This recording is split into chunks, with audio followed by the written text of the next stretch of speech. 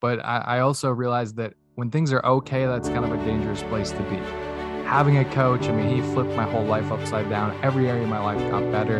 And just having that level of accountability and somebody to ask me such deep and probing questions, but that I knew was going to make me better, or on my own prior to that. And I think a lot of men fall into that trap. We want to try to do everything on our own. And then once we're successful, then, we'll tell everybody about it. So it's great to know what you want. But if you're not committed to it, again, when those obstacles come up, because not if, when they come up, that's going to be when you quit, or when you say, you know what, oh man, this is too hard. Let me go back to my job, or let me go back to this or back to that or whatever. But really, you just have to manage your expectations and realize that the first time you try anything, it's not going to work out the way you want. I can virtually guarantee it. And usually it's going to take multiple times, right? I've never met anybody who's a multimillionaire that doesn't have a coach. Well, welcome everyone to the Revolutionary Man podcast. I'm the founder of The Awakened Man and your host, Alan DeMonso. Do you know what your life mission is? If you struggle with clearly articulating your mission, that's okay, because right now we're going to at least have a starting point. And if you can define your mission, well, that's great for you. You are one of those few that can actually do that. And in today's episode, we're going to look at life's mission in the terms of our business and personal life with a special guest who lives from this core foundation.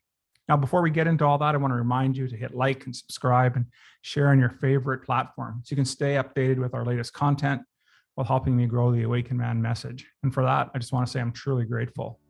So with that, let's get on with today's episode. The average man today is sleepwalking through life, many never reaching their true potential, let alone ever crossing the finish line to living a purposeful life. Yet, the hunger still exists, albeit buried amidst his cluttered mind, misguided beliefs, and values that no longer serve him. It's time to align yourself for greatness. It's time to become a revolutionary man. Stay strong, my brother. So as you know, I like to always start off with a couple of questions to help set the stage for today's talk. Do you know what your life mission is? And if you do, how much time do you spend thinking and executing on your mission? Having a mission is essential to living and creating a life of passion, purpose, and power. And we do that, we rebound better and quicker from our adversities. And we have the depth of knowledge that is totally unshakable. And it is living life at the highest level is what we're truly after, isn't it? So guiding us on this journey, allow me to introduce my guest today. Ryan Horn is the founder of the Extraordinary Man movement, creator of the Brotherhood of Extraordinary Men Mastermind, and host of the top-rated Extraordinary Man podcast. As the CEO of the Academy of the Extraordinary Men, Ryan's mission is to help men rise up as the powerful leaders they are created to be so they can lead their businesses, families, and themselves to success and fulfillment. Ryan has helped thousands of men from around the world transform their businesses and life by helping them maximize their potential and become the man that they were created to be. Well, welcome to the show, Ryan. How are things today? Hey, Alan, thanks for having me on. Things are going well, and I'm excited to dive into this conversation. Yeah, right on. I'm really looking forward to this. I'm doing some research and getting ready for today. I really liked your message and what you're bringing to the table. So I think we're in for a nice treat with our talk today. So one of the things, Ryan, that we always talk about in my men's work is that we're all on a hero's quest or a hero's journey. So I'd like to start off by having you tell us about your journey and how's that shaped you as the man you are today and to the work that you're doing today. Yeah, absolutely. So one thing I will say is it's definitely been a journey, right? And one of my favorite quotes is that action brings clarity. And so you'll see as I kind of tell my story here that, there were times I thought I was going this direction and then it ended up changing, and multiple times, but that's kind of the way it goes. So for me, I grew up, kind of my first venture in entrepreneurship was when I was about 10 or 11 years old. So my mom was in charge of the Sunday school, and we went and sold these calendars door to door. I grew up in a really small town, so we knew everybody. And it was the next year, and I was sitting at home. It was summer vacation, and I happened to pick up this fundraising magazine, and I was looking through it, and I was like, oh, these are the calendars we sold before. You sell 30 calendars, you make like $200 profit. I was like, I could do that. So I convinced my mom to order the calendars, and I went around by myself door to door into the grocery store and the bank and sold these calendars. And of course, everybody was like, oh, are you doing this for your Sunday school again? And I was like, no, I'm doing this for me. And it was really funny to see their faces. They're like, oh, but so nobody else in my family is a business owner, entrepreneur. But that's just kind of always the way I've thought. And I tried multiple different things throughout high school and early college that failed miserably, mostly scammy stuff. But went to college, kind of just thought that was the route I should go. I was supposed to go, right? That's what everybody does. And so I was on the track to become a strength and conditioning coach at a college. So I was majoring in exercise science, and I really loved that. I was excited about that. And basically around my junior year or so, I decided I wanted to start my own business instead for multiple different factors. And so I graduated, moved down to the Twin Cities here in Minnesota, Minneapolis and St. Paul, which that alone was an adjustment for me. A 3 million metropolitan area versus my hometown was literally 300 people. And so I tried to start my business, and I learned very quickly that if you don't know how to market and you don't know how to sell, you're not going to make much money. And so about 3 months in, I'd made probably about $200 total. And so I was struggling, and I was drowning in student loan debt. And I was actually sleeping on my aunt's couch at the time, and she lived in a 60 plus condo community. So I actually was technically not allowed to live there. So I'm literally sneaking in and out every morning and evening. And I knew I had to do something to make money. My student loans were about to come due. So I ended up going to this employment agency, and they placed me at this metal factory. And I was working the night shift, 9 p.m. to 9 a.m. for $9 an hour. And so that was a little bit of a reality check. I remember I was sitting in the break room one night, like 2 o'clock in the morning, something like that. And I look up at the clock, and I had this epiphany. And the reason I had the epiphany was because it was my 23rd birthday, and I just realized it. And so I was like, man, how the heck did I get here? Like, this was not the plan, right? Yeah. And I thought I was doing everything right. I got good grades and this and that.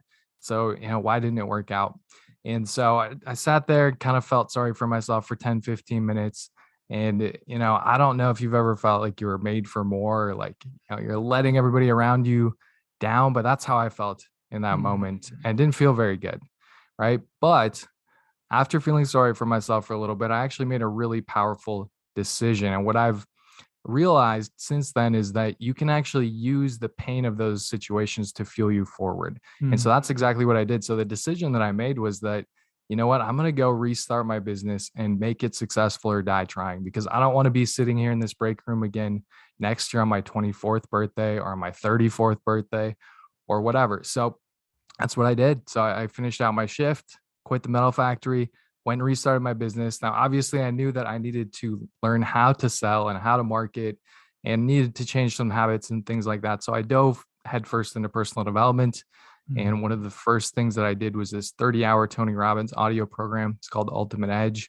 And I just listened to that thing on repeat and really started to change my mindset, what I believed about myself, my confidence level. I changed a ton of my habits. I started getting up early. I found some accountability partners. And then I also found a mentor that started to teach me how to actually market it and how to sell. And so slowly I started to make some money. And I think about 4 or 5 months later, was able to move out of my aunt's place, and things were going okay. But I also realized that when things are okay, that's kind of a dangerous place to be. Things are not so bad that you're like, oh, I have to do something to change it. But they're also, you're far below your potential, right? You know that you're not living up to your potential. And that's kind of the place that I was in for about a year. Things were okay, but they weren't, I knew I wasn't maximizing my potential. And so I made a couple more powerful decisions, like I said, about a year, maybe a year and a half later. And those decisions, despite the fact that I felt like I didn't have the money to invest in myself, I hired my first coach.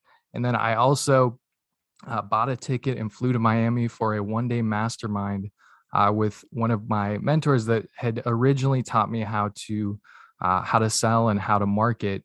And so those two decisions really, honestly, they changed everything for me. So having a coach, he flipped my whole life upside down. Every area of my life got better.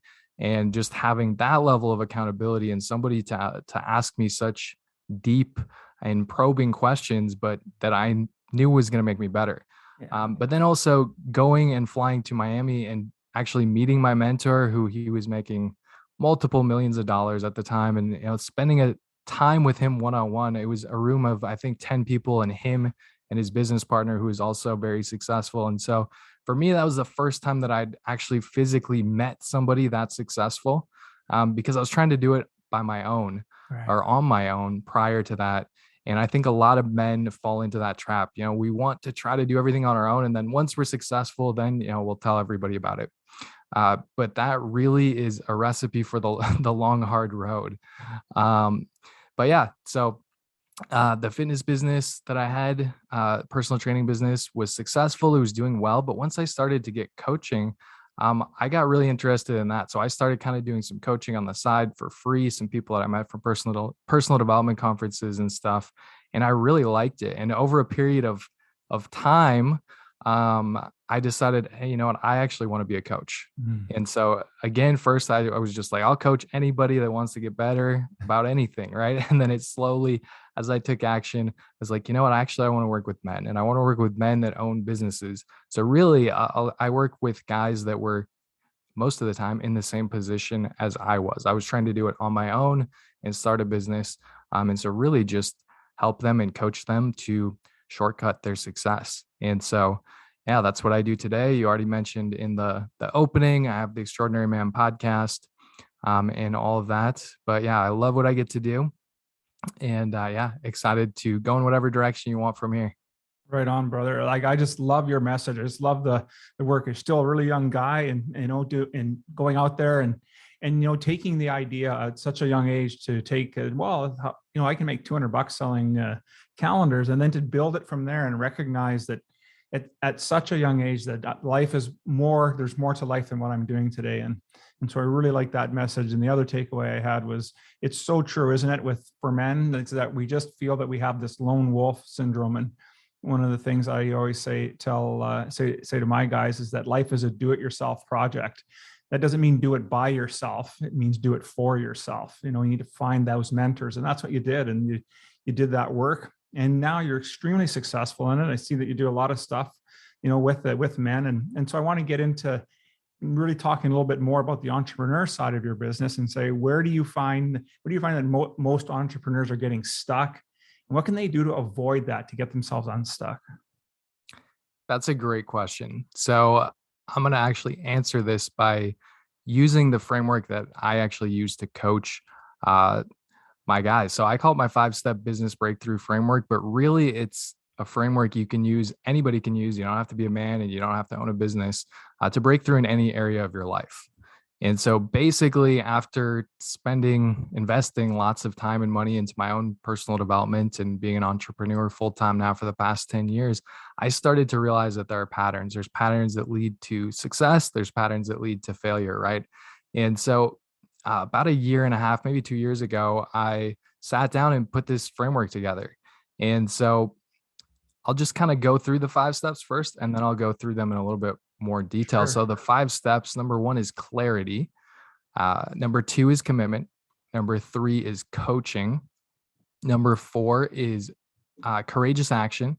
And then number 5 is course correction. And so clarity is number 1. I mean, you really have to start with clarity, because if you're not clear on where you're at right now and where you want to go, then you're never going to get there. Right. And, another quote that I love, and I don't remember who told me this, but fuzzy goals don't get hit. Right. Mm-hmm. So you have to be clear on what you want. You're aiming at a fuzzy target, your chances of hitting it are not very good. And so I love to use SMART goals, which is just an acronym that stands for specific, measurable, aligned with your values, realistic, and time-based. And if you do that alone, honestly, and you really actually go into detail with each of your goals, that probably will put you ahead of 95+% of people, because people just don't take the time to do that. They kind of have an idea of what they want in their head, but they don't even write it down on paper. And they definitely don't go to that level of specificity. But then also, I think creating a vision is really important. And to me, the difference between vision and goals is 12 months or less. It's much more specific, and you generally have a pretty good plan of how you're actually going to make it happen. A vision to me is 3 years or more into the future. It's big, it excites you, but you probably don't really know how you're actually going to make it happen. And that's okay.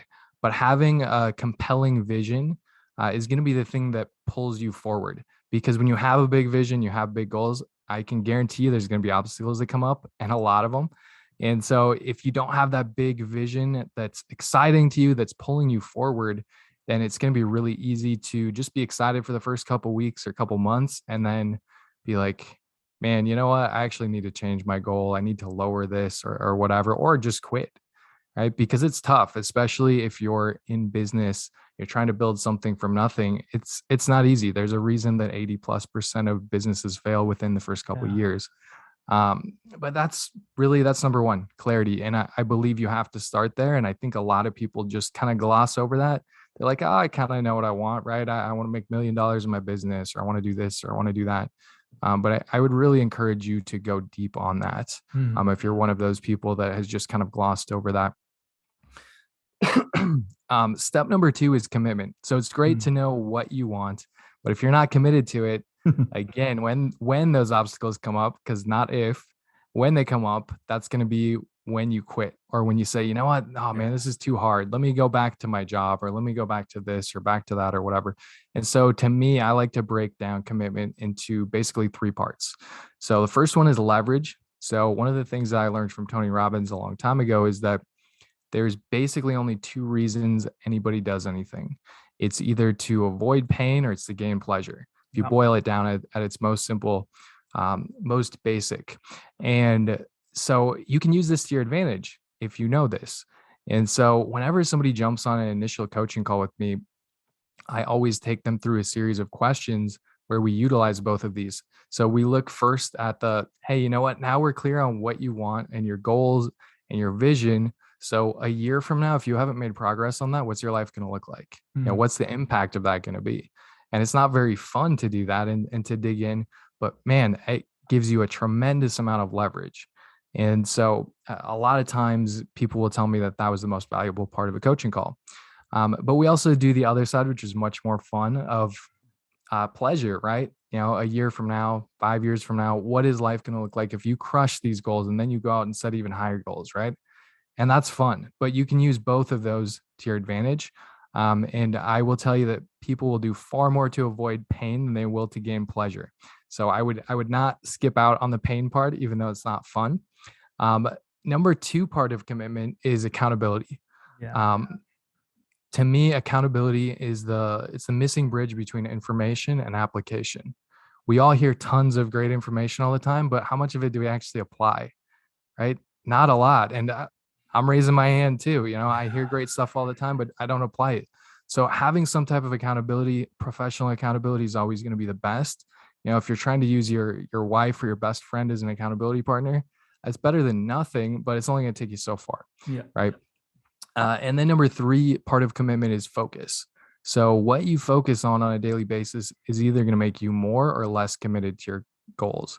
And so for me, there's kind of 3 main things. And there's lots of things, obviously, that you could focus on that would help you. But to me, it's vision board. So I have mine literally right behind my computer, looking at it right now. Number 2 is something I call a declaration letter. It's basically just your ultimate vision for every area of your life. So I break it down into different areas of my life. And then the third one is my power questions. So this is a series of 6 questions that I ask myself every day. And it just helps me get really clear and crush my day. And if you want later, we can definitely go through those. But those are kind of the 3 main things that I like to focus on. So, you know, it doesn't have to be 2 hours worth of a morning routine every day. It's a couple simple things that are going to help me to move forward. And then part 3 is coaching, or step 3 is coaching. And I kind of break coaching down into active versus passive. So passive to me is like, you know, listening to this podcast or reading a book or something like that, because it can't talk back to you, right? But you're still getting some coaching. You can take what you've learned and implement it. But to me, the highest level of coaching is, you know, one-on-one coaching, or getting in some type of high level mastermind where you have actual interaction, right? Where somebody can actually talk back to you. They can ask you powerful questions. That's really where you're going to get massive breakthroughs. But the bigger your goal, the bigger your vision, the higher level of coaching you need. So if you tell me your goal is to make $1 million and your plan is to read a book, that's great. I'm sure it's going to help, but it's not going to get you there. I can promise you. And a quote that I really love about coaching from Tom Landry, the famous coach of the Dallas Cowboys for a very long time. It says, a coach is someone who tells you what you don't want to hear, who has you see what you don't want to see, so you can be who you have always known you could be. And to me, that's coaching in a nutshell. Love it. And, yeah. And then step number 4 is courageous action. Mm. So, it's great. You're clear, you're committed, you got the coaching, but ultimately this is where the rubber meets the road, right? You've got to take action or nothing's going to happen. And, if you have big goals, you have a big vision, I can guarantee you're going to be required to take courageous action, not just regular action at some point in time, and most likely a lot of points in time and consistently. But this is where I see a lot of people get stuck. And honestly, if you feel like that's you, you're like, oh man, yeah, I know there's this thing I should be doing, but I just can't get myself to do it. Or, I only do it when it's convenient. And you're never going to hit your goals if you do it when it's convenient, right? So how do you actually push through and do that?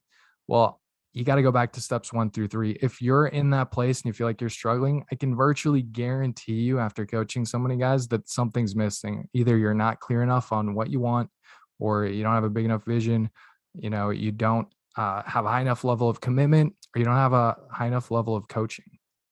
So honestly, if that's you right now, I would encourage you, go back and look at those first 3 steps.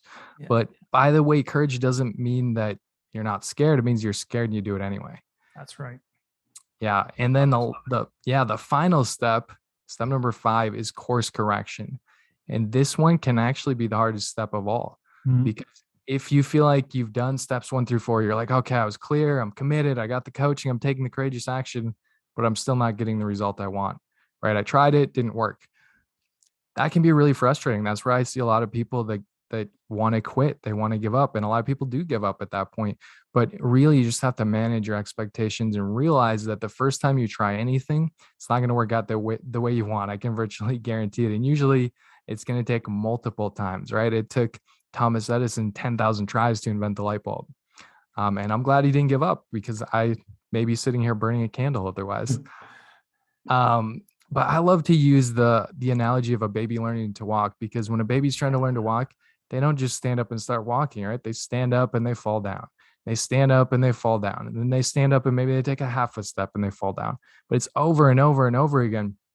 And so, I mean, imagine if your child was trying to walk and you gave them like 10 tries and you're like, oh my gosh, I can't believe they're not walking. They tried 10 times. Like, you know what? I'm just going to have them stop. They're just not going to be a walker, right? Now, of course not. You're going to say, my kid is going to keep trying until they walk, right? And so that is the key right there to success. That is the formula. So if you just apply that to your own life, to your business, whatever it is you're going after, it's not a matter of if you're going to be successful. It's just a matter of when.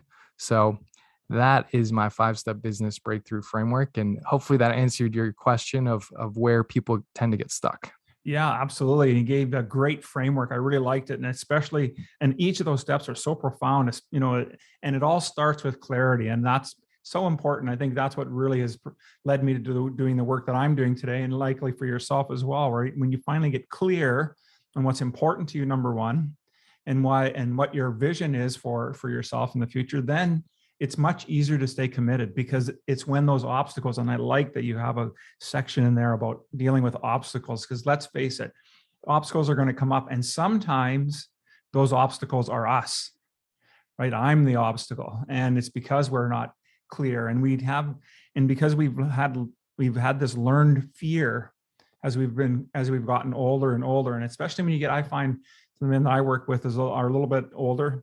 I'm in my 50s, so a little bit older.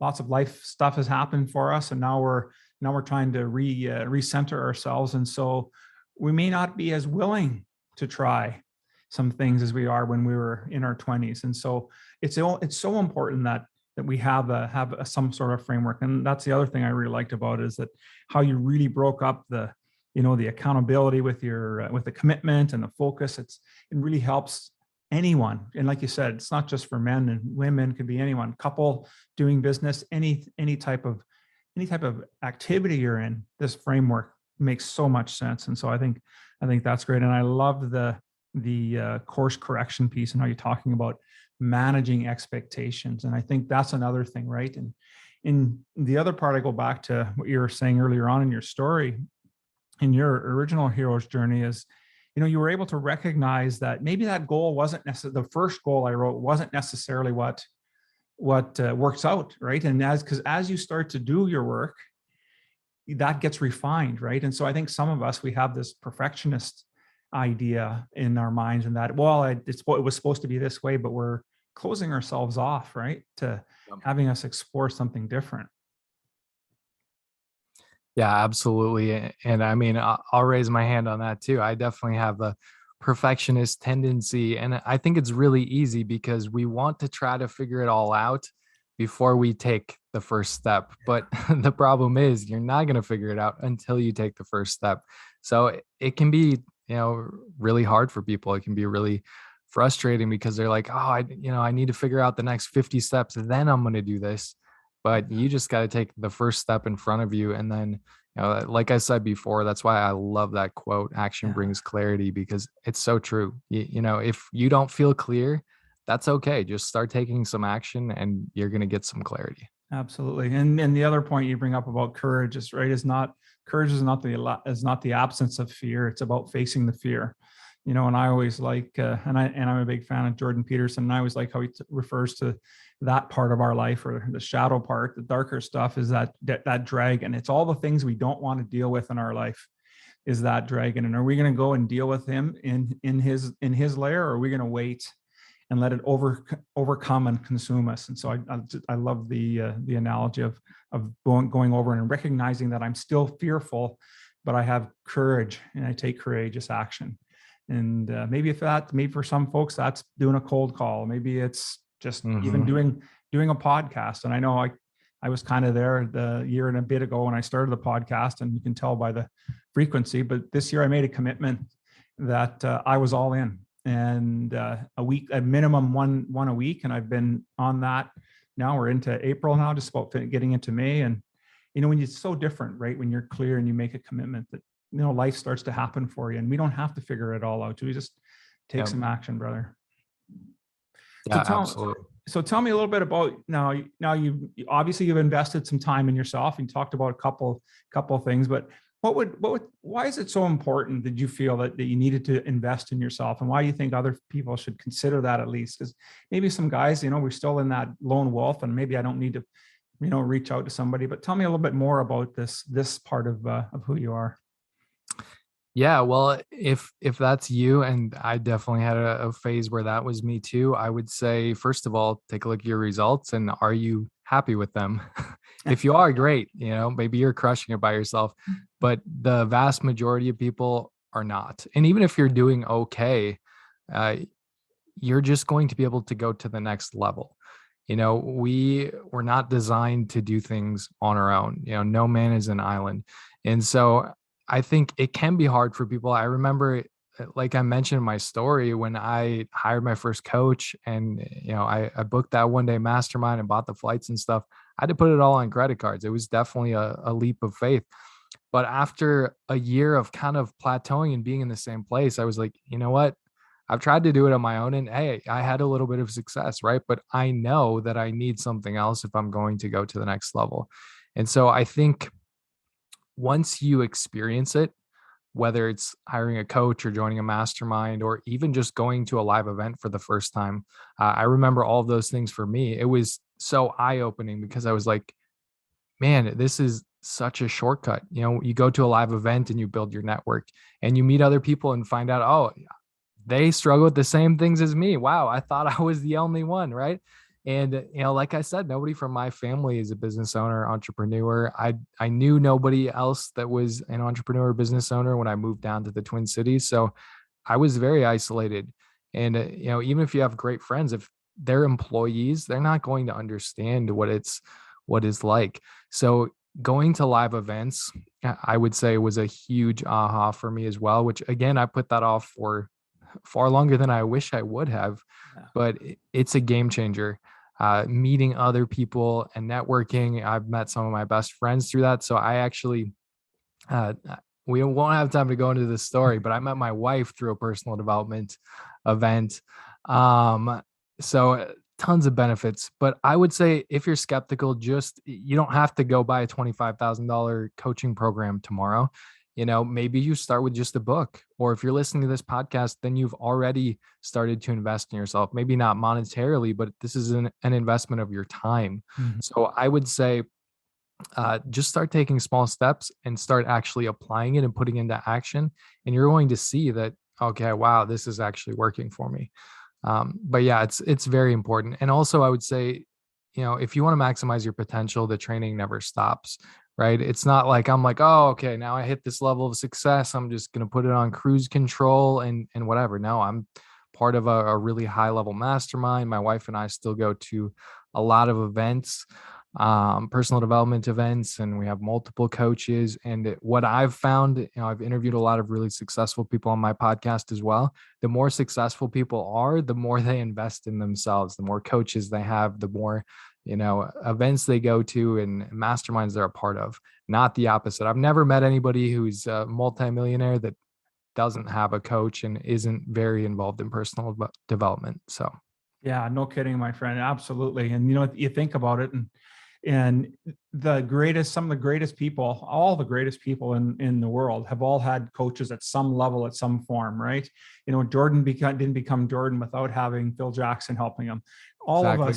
All of us need a coach. And I think when we get out of the idea that the lone wolf and start by investing time and energy first, and if that's what you need to do, that's what you need to do. And I think none of us are saying here today that you need to go and quit your job, your 6-figure job, to go and start a new business. Now, if you have the financial resources to do that, great. But if you don't, at least start with something. It costs you a microphone, and a computer, and you can start your own podcast, if that's what you need to do.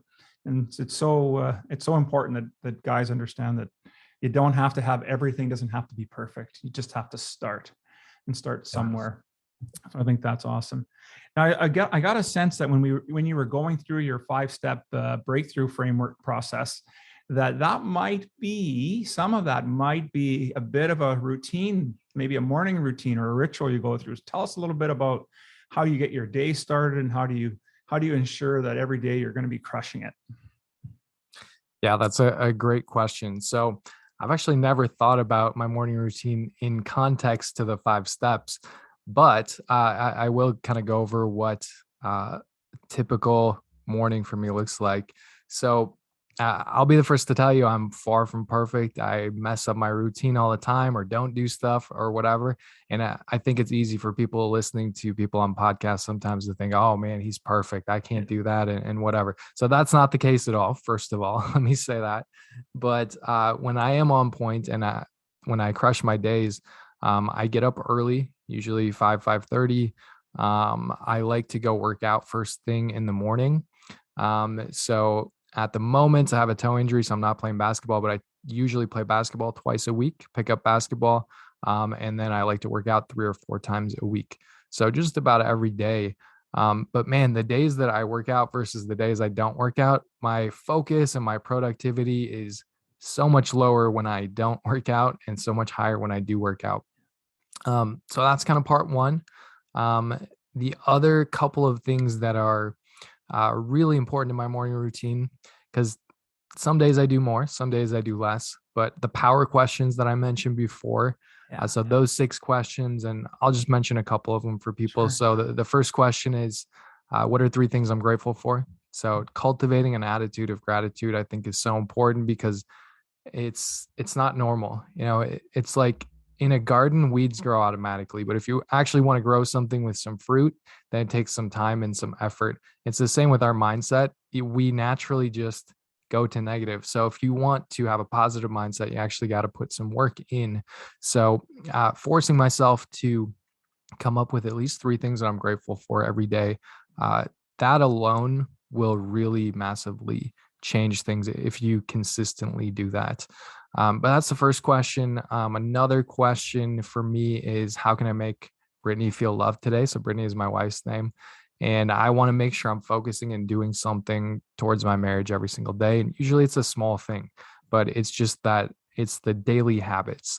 And then the last question, question number 6 is, what are my top 3 outcomes for the day?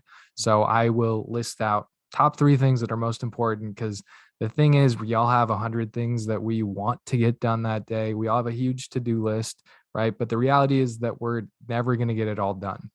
And so a lot of people finish the day, even if they got a lot done, feeling defeated, feeling, they're beating themselves up and like, oh my gosh, I didn't do this and I didn't do this and I didn't do that.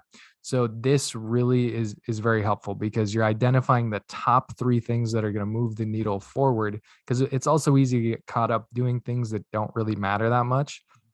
If you're starting a business and you're spending 4 hours a day working on your logo, then you got the wrong priorities, right? But yeah, I think that's really important. And I'll just mention one other one too, because I think for men especially, this one's really important, is what are 3 things that you achieved from the previous day?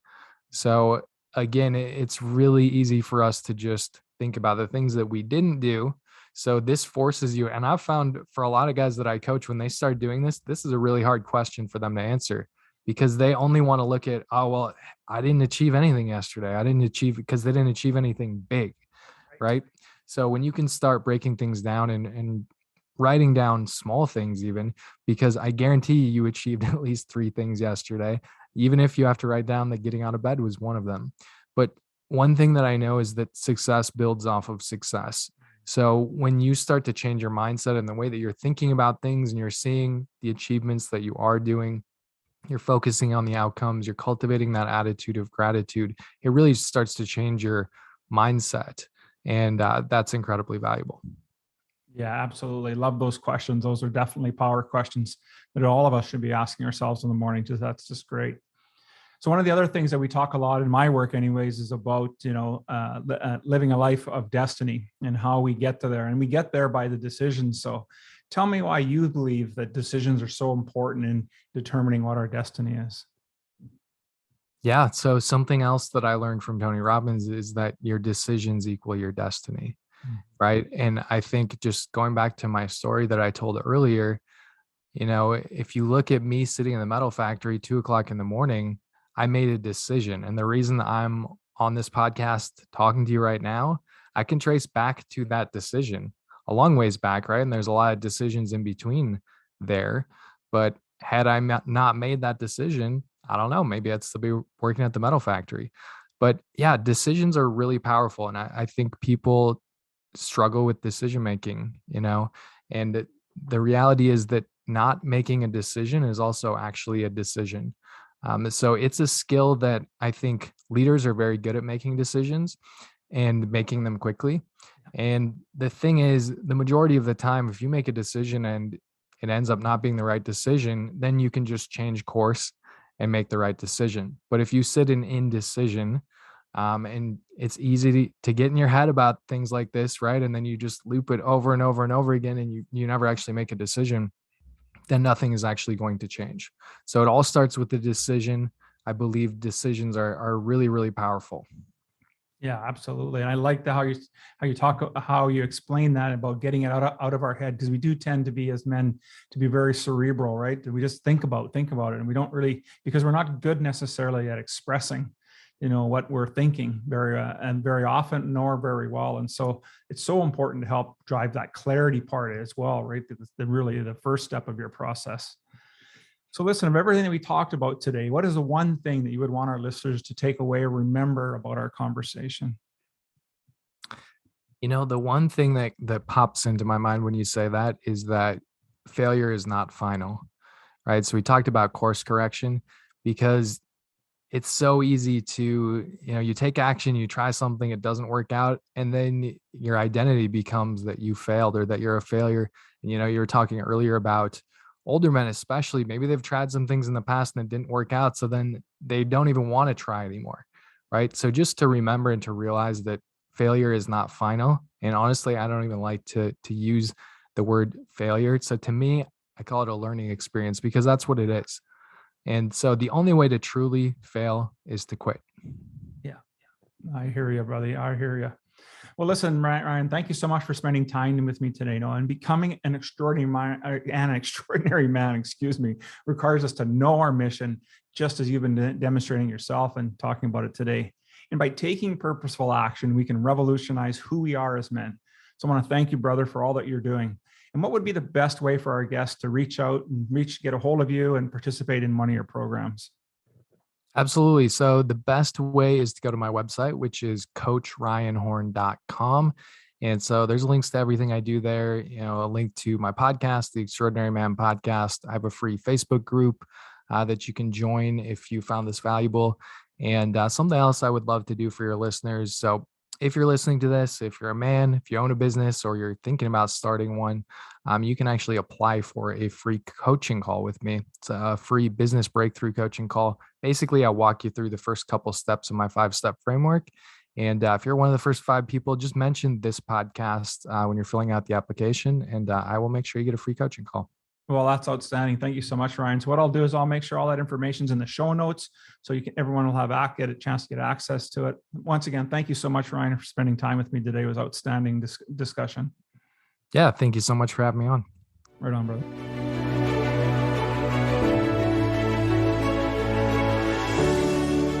Thank you for listening to the Revolutionary Man Podcast. Are you ready to own your destiny? To become more the man you are destined to be? Join the Brotherhood that is The Awakened Man at theawakenedman.net and start forging a new destiny today.